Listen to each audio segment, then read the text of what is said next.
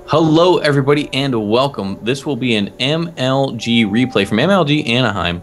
We've got a great series for you here. This is actually game one of the losers bracket. You're looking at none other than MToD, spawning as the blue Protoss. He will be facing off against Slayers Alicia, spawning as the red Protoss. I'm Tumba. Co-casting with me for the series will be Dark and Light.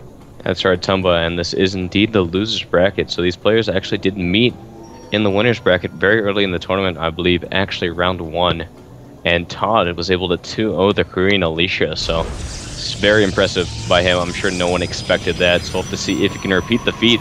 He is going into this series with a 2-0 lead, of course, extended series giving him that. So he only has to take 2 games, whereas Alicia has to take 4. So he does have that at the very least. Well, he's going to need it as Koreans obviously representing at the MLG appearances, not just Anaheim, but of course Columbus and all the others as well. So, having said all this, let's rewind for a second. Got to make mention, MToD. You want to know what I love about this player? What's that, Tumba? I think you know where I'm going with this. Both fans of Star Wars. The fact that Millennium is in his name. A big fan of the Millennium Falcon myself. Yes. So, yeah, got to say that de facto means I like MToD. But I'm kind of torn here too, though, because, you know, big fan of the GSL as well. Love watching Slayers Alicia. I know that I believe Artosis has a bit of a man crush on him. So we'll have to see exactly how this shakes out. Yeah, Alicia, quite the player himself, was able to take off games off MC and some PvP. So we'll have to see how this one shakes out. Todd, he did take the first series, so he's obviously no slouch himself. They're pretty even, I would say. So the state of PvP right now, still pretty 4-gate heavy. So we have seen some new builds come out, some more creative builds, as you like to say, Darkin, out of Protoss. But what do you think we're going to see here? Would not be surprised, as you said, to see some 4-gates out of these players. I know that there are some good builds coming out of some players, Naniwa and Huck being some good examples of that, but still, yeah, typically 4-gate is the predominant instance of what we do see. And neither player has taken a second gas yet, so it is shaping up to be just that. We'll have to see what they do opt for, though. Alicia and Todd, they do have time where they could take a second gas and make some kind of tech switch. I have to say that I feel like if Alicia would just go with a standard 4-gate, that would suit him very well, because obviously he's very practiced, got that Korean control.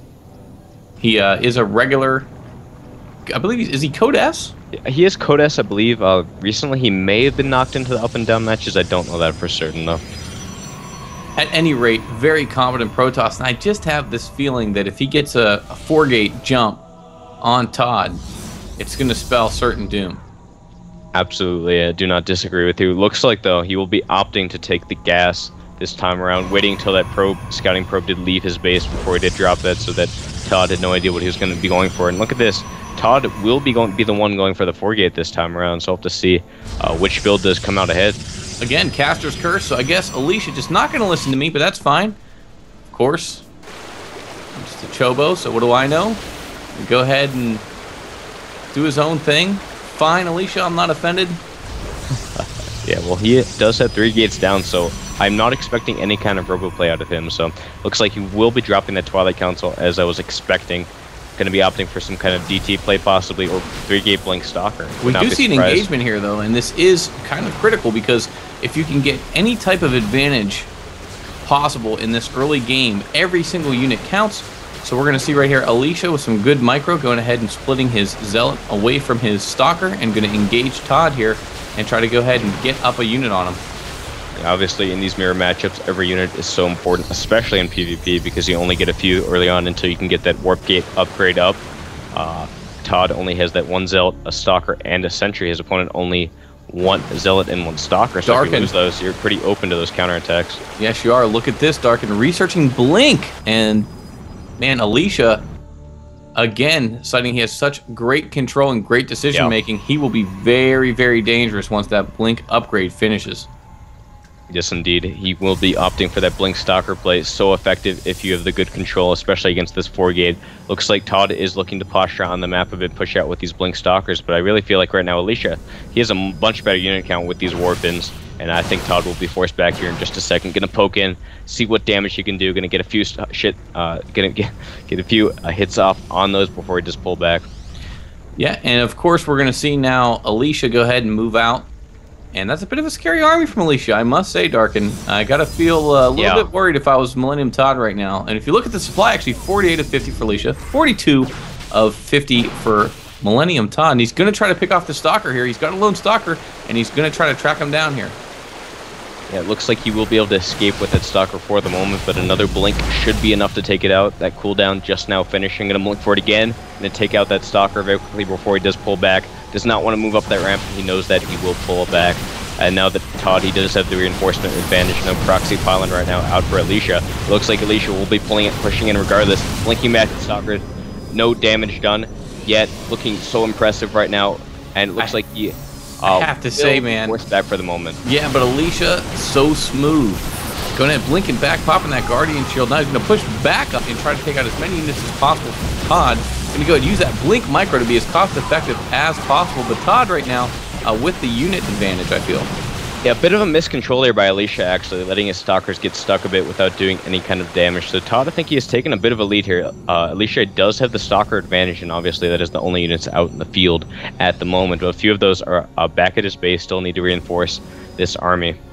I feel like with the high ground, his units were in such a better position to go ahead and take Alicia, and he did such a good job. He even brought some probes up just in case and was denying any of the blink out of Alicia. So here, Alicia is going to go ahead and engage again. They're going to be pushing in here once again, blinking back that whole army. But looks like Todd, he does have research blink himself, going to blink forward aggressively, look to do a lot of damage. Looks like it's pretty even right now. Both players doing quite a bit of damage to each other's Stalkers, but a lot of really good focus firing by Todd is helping him quite a bit. Good blinks as well. Well, you know what? He's going to need it, Darkin, because look at this. Dark Shrine, almost halfway completed for Alicia. I love this decision. He feels like he's behind. His army has been mopped up. He's going to go ahead and try to expand and get this Dark Shrine up. Yeah, but this Dark Shrine is about 50 seconds from completion. It looks like Todd smartly will be going for their counterattack. He obviously did wipe out that army of Alicia convincingly. There's not much right now to defend. Looking to take an expansion as well, which will be quite vulnerable. Only Zealots right now, which might in and of itself be a tell to Todd that he is favoring this DT play. Absolutely, and you can see right now, Todd is just going to pour on the pressure. Some Blink Micro of his own there. And of course, he can kite these Zealots all day. Absolutely, yeah, can blink back the weakened Stalkers. Stutter Step, if he does want to, does not going to be favoring that, but he will be able to wipe out this force regardless. And really, Alicia does have the DT Shrine finishing, warping in his first Dark Templar now. But Todd, if he smartly moves around, blinks away from this, he can still do quite a bit of damage to this probe count. Moving in now. Yeah, absolutely, and you can see here he's going to have this hero DT to mop this up as the probes of Alicia are just getting rocked right now. You can see MToD having his way with the Korean Protoss, just going ahead and doing work in the main. And look at this, he is so smartly throwing down a Photon Cannon in the main, seeing all those Zealots and making the tell. Will have that Photon Cannon out to deal with these DTs, but it looks like it may be focused down. He did actually push out with his units, so he does not have those to mop that up. The first Photon Cannon will fall, but looking back at the base of Alicia, he is down to only one probe right now, and he is in horrible shape. He has to rely completely on these DTs, and it looks like Todd will be getting an Observer out in just a moment. Well, you called it, Darkin. Todd really hit that timing perfectly right before that Dark Shrine finished, and that's what did the damage, I think, that did Alicia in. As you can see, 8 supply of 92. There's really no way out of this for Alicia. He's trying his best right now to eke out some kind of win with these Dark Templar, but the Observer is now out. When he just moved that over to these DTs, the cannon has also finished, so we'll be taking those out with ease. Going to wipe out the remaining Dark Templar, also attacking that Nexus, and it looks like Alicia, he knows he only has a few DT out. He will be GGing out of this game, so again, so well played by Todd, taking an early win here in this extended series. Absolutely, and you know, I think that was just really good use of the word absolutely all the way through that cast. I have to feel like you didn't fully commit to that laugh, but that's okay. But if we can kind of review the game for a second, I think that Alicia making the Dark Shrine, he knew he was in trouble, had to throw up a Hail Mary, if you will, and it was really the only way to get back into the game, and I'm shocked, man. I gotta say, Todd really impressed me. MToD showing he's got the stuff that it takes to become a true champion. Yeah, again, Todd making such a good read, knowing that his opponent will be low on the unit count, and was making that crucial counterattack at the perfect time, was able to kill off those Zealots, and the Dark Templars, when you can blink around like that, do not fight too well on their own. So, awesome play there by Todd. I look forward to see what he comes out with in the next game here. Yeah, let's get to game 2. Let's check it out.